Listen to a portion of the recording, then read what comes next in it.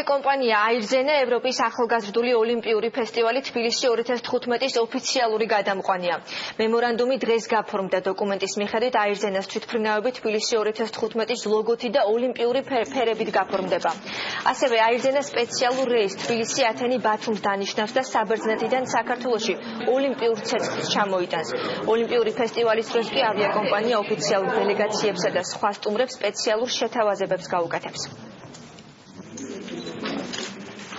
მემორანდუმით ჩვენ მოგვეცა საშუალება, რომ თითოეული მგზავრი, რომელიც აი ამ 100 დღის განმავლობაში იქნება გადაყვანილი აირზენას მიერ, თითოეულ მგზავრს ჰქონდეს საშუალება მიიღოს დეტალური ინფორმაცია, როგორც მზადების, ასევე ფესტივალის მსვლელობის და განრიგის შესახებ.